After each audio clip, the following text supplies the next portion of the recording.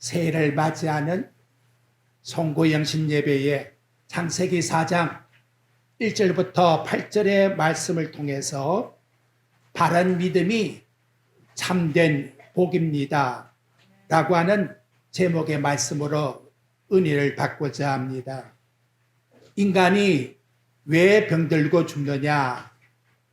하와가 뱀에게 속아서 선악과를 따먹기 때문이다 라고 성경은 말씀하지요. 이를 신약성경 로마서 5장 12절에 보면 그러므로 한 사람으로 말미암아 죄가 세상에 들어오고 죄로 말미암아 사망이 들어왔으니 이와 같이 모든 사람이 죄를 지음으로 사망이 모든 사람에게 이르렀느니라 이렇게 말씀을 합니다. 하지만 하나님께서 내가 선악과를 다 먹는 날에는 반드시 죽으리라 라고 하는 저주로서 종기를 짓지 아니하고 죄를 범한 아담과 하와에게 앞장 창세기 3장 15절에 보게 되면 생명의 복음을 주셨다 하는 걸 말씀해 주고 있습니다. 그래서 창세기 3장 15절에 보면 내가 너로 여자와 원수가 되게 하고 너의 후손도 여자의 후손과 원수가 되게 하리니 여자의 후손은 네 머리를 상하게 할 것이요 너는 그의 발꿈치를 상하게 할 것이니라 라고 이렇게 말씀을 해 주셨다는 거지요. 근데 여기 나타나고 있는 이 후손이라고 하는 제라라고 하는 단어가 오묘하게도 복수와 단수로 협용해서 사용되고 있다는 거예요. 창세기 3장 15절 앞에 나오는 복수를 보게 되면 후손들, 즉 후손들이라고 하는 의미의 복수를 나타내고 있고 그 다음 나타나고 있는 내용을 보게 되면 여자의 후손은 이라고 하는 단어에서는 단수를 나타내고 있다는 거지요. 이 무슨 말이냐? 앞에 있는 후손들이라는 것은 결국 복수의 단어로서 하나님의 자녀와 너의 사이에는 원수의 관계가 되리라 하는 것을 말씀해 주고 있고 뒷부분에 나타나고 있는 네 자손이라고 하는 여자의 후손의 단수는 바울 사도가 갈라디아 3장 16절에 보게 되면 이 약속들은 아브라함과 그 자손에게 말씀할 것인데 여럿을 가리켜 그 자손이라 하지 아니하고 오직 한 사람을 가리켜 네 자손이라 이렇게 단수 딱 지정을 했는데 바로 그 네 자손이 누구냐? 그분이 바로 곧 그리스도라 하고 하는 약속을 주셨다는 것이지요. 그러니까 하나님은 아담과 하와에게 이 땅에 탄생하실 크리스마스의 선물을 주셨다 하는 의미를 나타내고 있는 것입니다. 아담과 하와가 바로 이 하나님의 말씀을 들었을 때에 마음에 간직을 했을 거예요. 그래서 자식을 낳았어요. 그래서 그 첫 번째 자식의 이름이 뭐냐? 그것을 가인이라 라고 이렇게 말하고 있다는 것이지요. 여러분들이 4장 1절 하반절에 보면 가인을 낳고 그 가인의 뜻을 뭐라고 했는가 하면 내가 여호와로 말미암아 득남하였다. 내가 여호와로 말미암아 얻었다 라고 하는 의미를 가인이라고 하는 단어 속에다가 이름 속에다가 넣어 주었다는 거예요. 이걸 독일의 1517년에 종교개혁을 했던 마틴 루터가 독일어로 성경을 번역하면서 뭐라고 독일어에는 번역되어 있는가 하면 처음으로 내가 아들을 얻었다. 이 아들이 여호와다. 이렇게 직역으로 바로 마틴 루터는 번역을 하고 있다는 것이지요. 그러니까 이 땅에 오실 그 예수님, 그분은 바로 여호와 하나님이시다 하는 걸 일러주고 있다는 거예요. 예수님이 마가복음 12장 37절에 보게 되면 다윗이 그리스도를 주라고 하였으니 어찌 내가 그의 자손이 되겠느냐. 마태복음 22장 45절에도 동일한 말씀을 해주고 있지요. 예수님이 친히 내 자신이 여호와다 하는 것을 나타내주고 있다는 것입니다. 그렇다면 아담과 하와가 가인이라고 하는 자식을 얻었을 때에 얻었다는 그 의미가 무엇이지요? 우리는 범죄했지만 이 자식이 바로 우리를 구원해 줄 메시아다 라고 하는 의미 속에서 첫 번 크리스마스의 기대감을 가지고 있었다는 거지요. 하나 실상을 보면 가인은 오실 메시아가 아니었다는 거예요. 그래서 세월이 흐르면서 아담과 하와가 다시 자식을 낳았는데 그 자식의 이름을 뭐라고 했느냐? 아벨이라고 했다는 거지요. 아벨이라고 하는 단어는 허무하다 하는 단어입니다. 아담과 하와가 세상을 살아가다 보니까 에덴 동산 같지를 않아요. 온통 가시, 그리고 얻어지는 것이 고생해서 수고의 땀을 흘려야 얻어지니까 인생이라는 것은 허무하구나 하는 걸 느끼면서 둘째 자식의 이름을 아벨이라고 불렀다는 것이지요.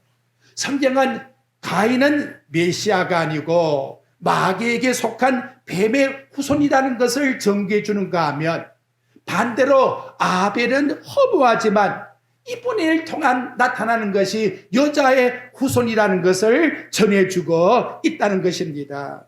그래서 창세기 3장 15절에 나타나고 있는 말씀과 같이 바로 그 역사의 뜻이 이루어진 것이 이 땅에 오신 예수 그리스도가 탄생했다고 하는 말씀이 바로 이 땅에서 성취되게 되었다는 것이지요.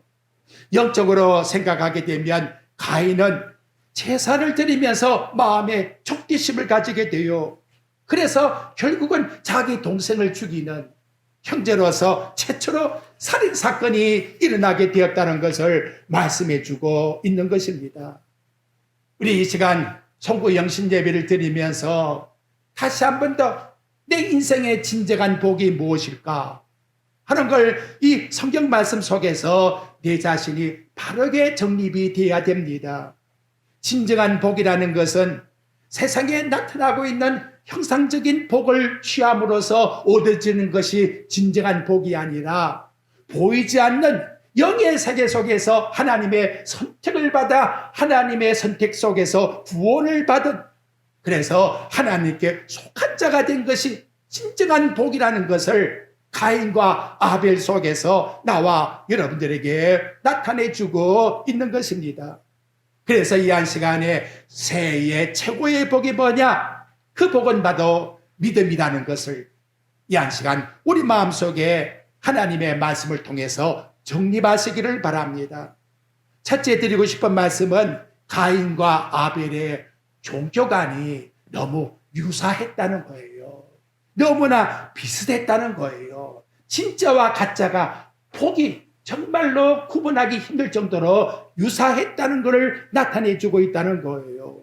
이 무슨 말을 우리에게 일러주고 있습니까? 가인과 아벨은 두 사람 똑같이 종교의 신분을 가지고 있었다는 것을 일러주고 있습니다. 인간은 뱀의 후손이든 여자의 후손이든 누굴 막론하고 다 인간은 종교성을 가지고 있다는 거예요. 여러분, 본문 말씀 창세기 4장 3절 말씀의 내용을 한번 보십시오. 거기에 보게 되면 세월이 지난 후에 하는 말씀이 나타나지요. 가인과 아벨이 세월이 흘렀는데 각각 예물을 가지고 여호와 앞에 나와서 제사를 드렸다. 그것은 가인도 아벨도 그 분류 속에 다 같이 종교성을 가지고 있었다는 것을 우리에게 일러주는 거예요. 세월이 지났다는 것을 공도 번역에서는 때가 되어 이렇게 나타나고 있어요.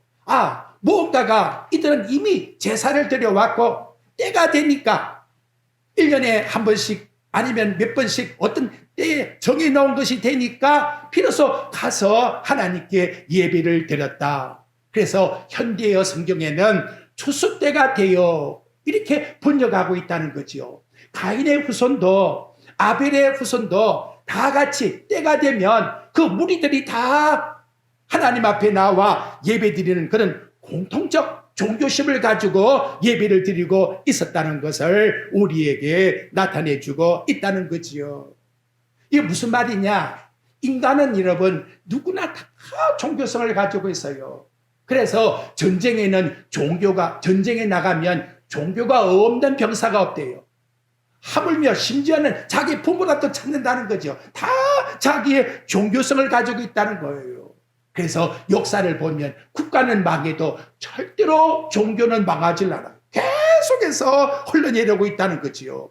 그 이유는 뭐냐? 인간은 누구에게나 종교성을 가지고 있는데 가인의 종교나 아벨의 종교나 너무나 유사하다, 흡사하다. 이걸 우리에게 일러주고 있는 겁니다. 문제는 뭐냐? 하나님이 연락하는 종교이냐? 하나님이 연락하지 않는 종교이냐? 이것이 구분될 뿐이다 하는 걸 우리에게 가르쳐주는 거예요.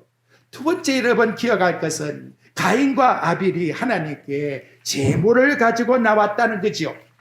이제 오늘 제가 여러분께 드리고 있는 키포인트가 여기에요. 왜 제물을 드리고 있느냐? 제물을 드리는 목적이 뭐냐? 요새로 말하면 쉽게 말해서 내가 하나님 앞에 나와 헌금을 드리는 목적이 뭐냐? 여기에 참 종교와 가짜 종교의 차이점이 쫙 생기고 있다는 거예요. 참 종교라고 하는 아벨은 하나님 앞에 나는 죄인입니다라고 하는 마음을 가지고 하나님의 은혜만을 구하는, 그래서 하나님과 가까워지기를 원하는 소원 속에서 하나님께 물질을 드리고 제사를 드리고 있는가 하면, 가인이라고 하는 분은 하나님께 나와 인간의 죄에 대한 문제를 따지지 않고 오늘 본문 말씀의 내용에 보게 되면 가인이 하나님 앞에 드릴 때에 추수한 제물을 가지고 나와서 드렸다라고 성경은 말씀해 주고 있다는 것이지요. 왜 가인이 그 추수한 제물을 가지고 나와서 드릴까요? 그리고 그것은 한 번만 드린 것이 아니에요.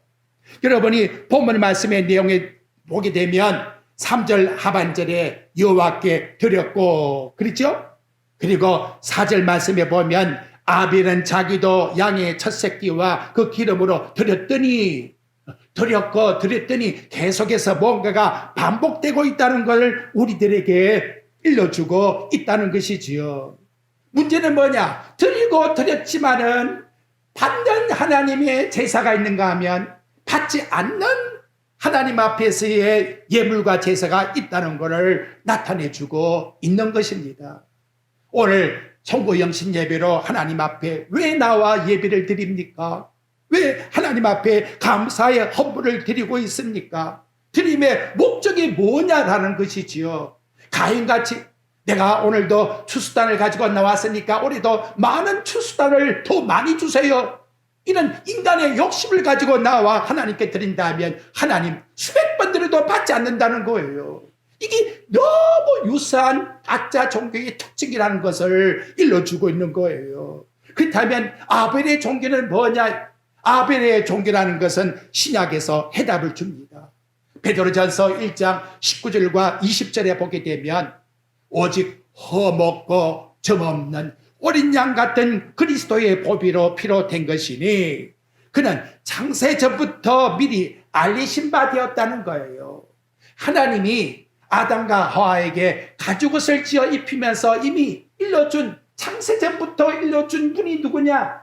어린 양 되시는 그리스도가 아니면 범죄 아닌 것은 누구도 하나님 앞에 나올 수가 없다는 것을 하나님께서 가인과 아담과 하와에게 하나님 복음을 통해서 이들에게 일러주었다는 것을 우리는 이 성경의 흐름을 신약 성경을 통해서 해석을 할 수가 있다는 것이지요.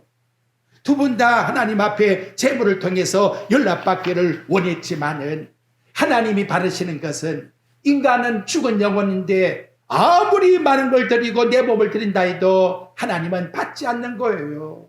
하나님이 우리에게 정말로 요구하시면 뭐냐?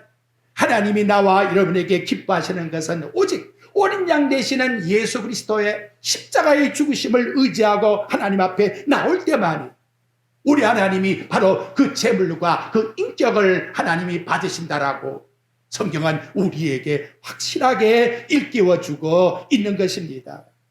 어떤 분이 여러분 나에게 선물을 주었는데 내가 사양한다면 그 얼마나 기분이 나쁘겠습니까? 가인 자기의 나름대로 하나님 앞에 제사는 드렸는데 하나님이 받질 않는다는 것을 자기가 직감했을 때에 얼마나 마음속에 고통과 아픔이 왔겠어요. 진실로 깨달았다면 범죄한 다음에 다윗이 하나님 앞에 나와 회개한 것처럼 나는 하나님 앞에 죄인입니다. 내가 무엇이 잘못되었나이까? 하나님 앞에 나와서 회개하며 하나님의 뜻을 구했을 텐데 그러하지 못하고 자기 옆에 있는 동생의 제사는 받은 것으로 딱 느껴지니까 너무나 무서운 사건이 벌어지게 되었다는 것이지요. 하나님은 당신의 아들이 아니면 어떤 제사도 제물도 받지 않는다고 히브리서 10장 8절에서 우리에게 일러주고 있습니다. 그래서 주께서는 제사와 예물과 번제와 속죄제는 원하지도 아니하고 기뻐하지도 아니하신다. 아무리 내가 갖다 드리고 인간이 갖다 드린다 할지라도 받지 않는다는 거예요. 그러면 뭘 하나님이 받으시느냐? 히브리서 10장 10절에 보면 예수 그리스도의 몸을 단번에 들이심으로 말미암아 우리가 거룩함을 얻었노라. 그래서 예수 그리스도를 의지하고 나오는 믿음의 제사를 하나님이 받으시고 이 시간도 나와 여러분은 하나님 앞에 믿음의 제사로 송구영신 예배를 드릴 때에 하나님이 우리 예배를 받으신다는 거예요. 히브리서 11장 4절에 보면 정확하게 해답을 줘요. 믿음으로 아벨이 뭘 믿었나 이 말이에요. 바로 창세전부터 계셨던 그 그리스도를 믿었다는 거죠. 가인보다 더 나은 제사, 비교할 수 없는 제사를 하나님께 드림으로 의로운 자라 증거함을 받았으니 오늘 이 한 시간 나와 여러분 이제 아담과 하와가 일러준 그 가죽옷의 복음을 바로 아벨이 하나님 앞에 나와 드릴 때에 받아친 것처럼 이 시간도 우리는 우리의 죄를 속량해 주신 예수 그리스도의 십자가 복음을 의지하고 믿음으로 나와 이 새해의 첫 시간 하나님이 받으시는 참된 예배를 드리는 나와 여러분이 되시기를 주의 이름으로 축원드립니다. 이제 다음 말씀을 보고자 하는 것은 제사 드린 다음에 반응을 보자 이 말이지요. 여러분 여기 5절 말씀의 내용에 보니까 하나님 앞에 예배를 드리는데 왜 예배 드리고 나가서 싸움을 합니까?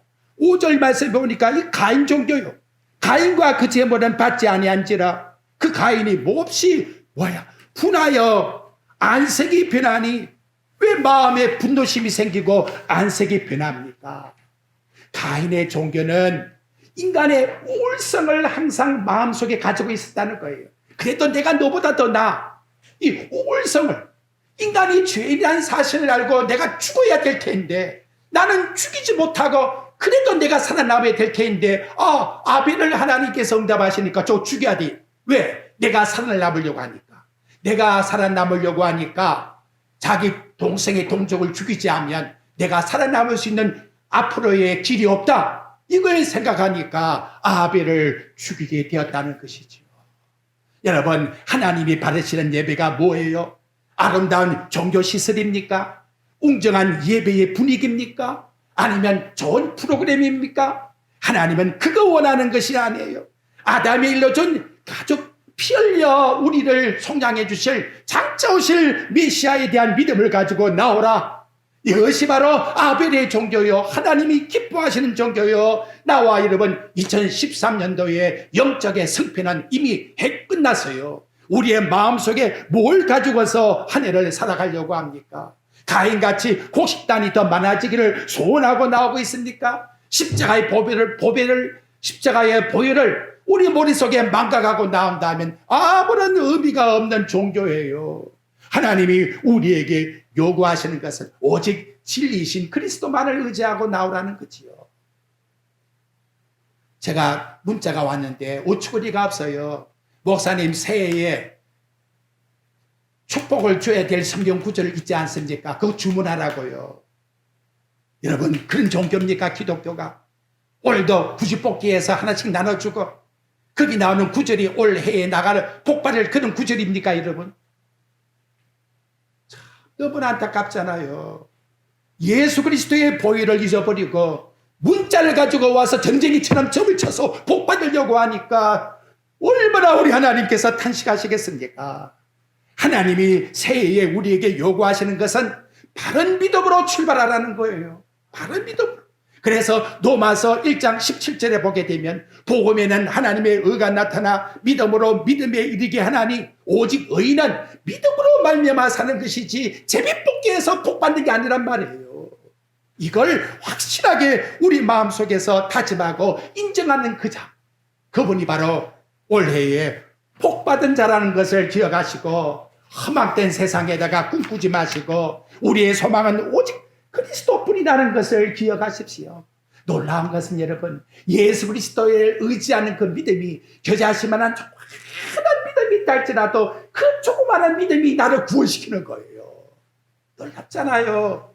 내가 죽음의 인종에 만날지라도 예수가 하나님이십니다라고 고백하는 그 조그마한 겨자씨가 나를 천국으로 옮겨놓는다는 거예요. 세상에 그 다 무엇다 할 때 예수가 하나님이라는 사실을 모르면 아무 의미가 없는 가인 종교화된들, 가인 종교와 가치가 되면 아무런 의미 없는 종교를 사는 것. 그래서 우리 새해를 맞이하면서 정말 겨자씨만한 믿음을 내가 가지고 오직 믿음으로 살아가는 것이 이게 생명이구나 하는 걸 깨달은 자는 죽음의 어둠의 세상에서 바로 탈출할 수 있는 비상구 그리스도를 발견했고 천국을 발견했고 영생의 생명을 발견한 것과 똑같다는 거예요. 이것이 진정한 복이라는 것을 우리 마음속에 다시금 정립하시기를 바랍니다. 다음 말씀을 드리고 싶은 것은 이런 바른 믿음을 가졌다는 것은 거기에 믿음의 행실이 따라왔다는 것을 우리에게 나타내주고 있다는 거예요. 참 우리 인간이 오묘하지요. 내 머릿속에 지식이 들어왔고 그것이 내 마음속에서 딱 정립이 되면 내 입술에서 바른 고백이 나와요. 그것이 누구냐? 그 죽음에 앞둔 구원받은 강도를 한번 보십시오. 조금 전만 해도 양쪽에 있는 강도가 계속 중앙에 있는 그리스도를 욕했어요. 죽는 순간인데도 막 욕을 했어요. 그런데 딱 하나님께서 당신을 구원시킬 그 강도에게 지정의를 변화시켜 주니까 그 깨닫음과 마음의 생각과 입에 나오는 고백이 달라졌어요. 그래서 뭐라고 하느냐? 중앙에 있는 당신은 죄가 없다는 것이지요. 그리고 당신의 나라가 임할 때에 당신은 하늘나라 왕이시니까 나 생각을 해달라고. 어떻게 그 죽음의 순간에서 그런 고백이 나올 수가 있나 이 말이지요. 여러분 우리 인간은요 영혼과 육신의 것과 분리된 게 아니에요. 내 영혼에 주시는 그 은혜대로 그대로 나는 고백되는 거예요. 하나님이 내게 은혜 주신 대로 이 땅에서 고백되는 그 머리의 지식과 마음속의 감정과 그리고 나와 있는 우리 모든 행동이 그대로 옮겨져 나오는 거예요. 그래서 우리의 내면과 외면은 절대로 분리될 수가 없다는 거예요.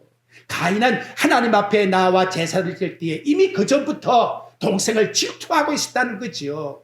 그래서 제사를 드리는데 자기 제사 안 받으니까 얼굴에 안색이 싹 변해져 버렸어요. 그리고 적대심을 품게 되었어요. 여러분 4장 5절을 한번 보십시오. 어떻게 하반절에 보면 이런 모습이 나올 수 있나 이 말이지요. 가인이 몹시 분하여 안색이 변하니. 여러분 이게 하나님 믿는 사람의 모습입니까? 하나님 앞에 예배를 드리고 어떻게 이런 모습을 가질 수가 있겠나라는 것이지요. 그래서 사도 요한이 요한일서 3장 12절에서 말씀해요. 가인같이 하지 말라. 저는 악한 자에게 속했나니 이미 마귀에게 속한 자라고 말씀해. 그래서 그 아우를 쳐 죽인다니라. 자기 행위는 악하고 그 아우의 행위는 어렵기 때문에. 얼마나 우리에게 충격을 줍니까? 이 시간 여러분 우리 꼭 하나 짚고 넘어갈 단어가 있는데요. 4절 한번 보십시오. 하반절에 보면 여호와께서 아벨과 그의 제물은 받으셨으나 화자와 그자를 우리 꼭 기억해야 돼요. 그런데 5절 한번 보십시오. 가인과 그의 제물은 받지 아니하신지라. 똑같이 여호와 이름을 불렀고 똑같이 제물을 가지고 나와서 똑같이 때가 되어서 제사를 드렸는데 왜 하나님은 그냥 제물만 받은 게 아니야. 아벨과 그의 제물은, 가인과 그의 제물은, 이렇게 나와요. 그러니까 온전한 예배라는 것은 헌물과 예배자가 함께 드려진다. 하나님 마음으로 여김을 받지 않으십니다. 우리 마음 다 아시는 거예요. 이 시간도 내 마음과 그리고 드리는 예물과 똑같은 하나님 앞에서의 인격을 가지고 드려져야 되는 것이지요. 왜? 하나님은 속 중심을 보시기 때문에. 자, 우리 새해를 맞이하면서 하나님 앞에 영적 예배를 드립시다. 내 산 재물, 내 인격과 그리고 드려지는 예물이 다 믿음을 통해서 하나님이 기뻐 받으시는 오직 주님만이 나의 주가 되신다라고 다윗과 같이 고백드리며 드려지는 그와 같은 하나님 앞에서의 감사함이 하나님이 받으시는 예물이요 인격자가 된다는 것을 우리에게 가르쳐주고 있습니다. 또 한 가지 여러분 기억할 것이 있어요. 자, 한번 생각해 보십시다. 여러분 4장 1절 한번 봐요. 거기 내용에 보면 아담이 뭐라고 했느냐. 하반절 내가 여호와로 말미암아 득남하였다 아니라. 내가 해서 득남했다? 이게 뭔가가 좀 찝찝하잖아요. 여러분 4장 25절 한번 가봐요. 4장 25절. 그 하반절 내용 보십시다. 하반절.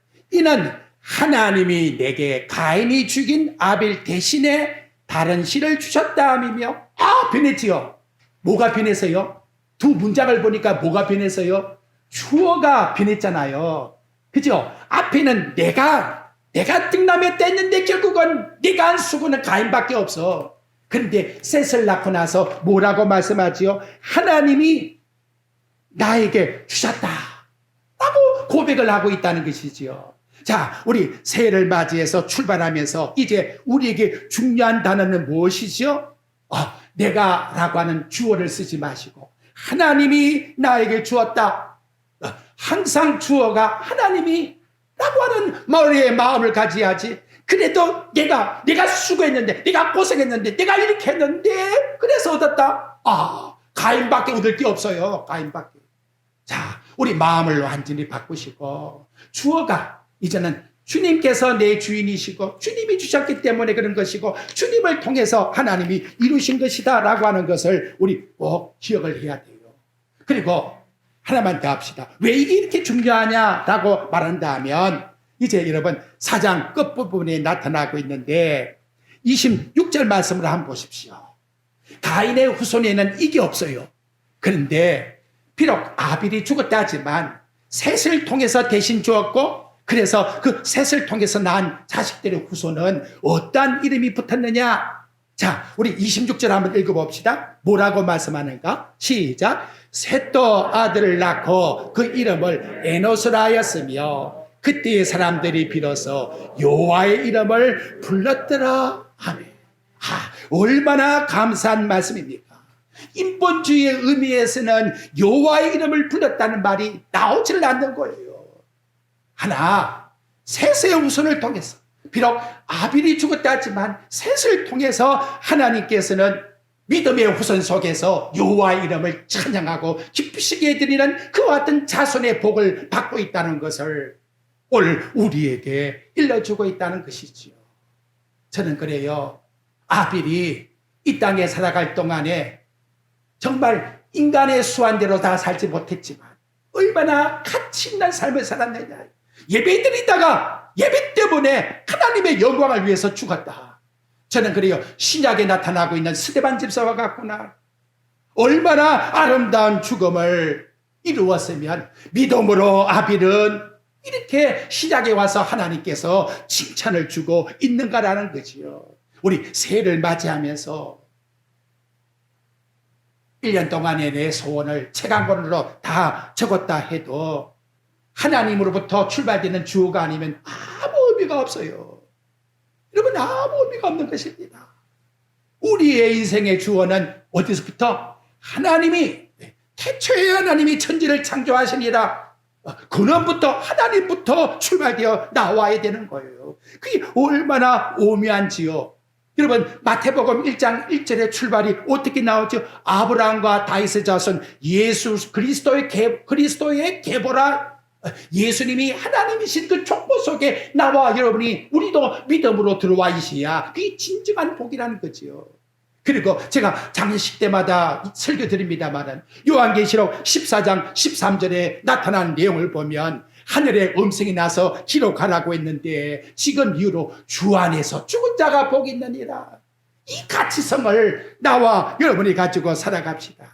이것이 진정한 하나님이 바라시는 믿음의 복이라는 것을 나와 여러분들에게 일러주고 있습니다. 여러분, 하나님이 다 정해놓았어요. 2020년도 내 인생이 어떻게 살 것, 창세전에 이미 다 하나님의 예정 속에 이루어진 게 다 나타나고 있다는 거예요. 우리에게 원하는 것은 하늘에서 뜻이 이룬 것 같이 이 땅에서 저나 우리의 가정이나 우리 교회가 이루어나갈 것, 그 속에서 나와 여러분이 다 어떻게 믿음을 따라 살게 해주세요. 그 하나님께 대한 강구함, 그것이 그리스도를 통해서 우리 하나님 앞에 드려질 때에 하나님이 기뻐 받으신다라고 우리에게 말씀해 줍니다. 자, 2023년 새해는 밝았습니다. 올 한 해 동안도 믿음으로 시작해서 한 해가 믿음으로 종결되는 예수 그리스도 안에서 믿음으로 역동하는 전한양교회 우리 어린 심령부터 장로부 이르기까지 모든 우리 성도들이 다 한결같이 주님의 이름으로 승리하시기를 주 예수 그리스도의 이름으로 축원드립니다.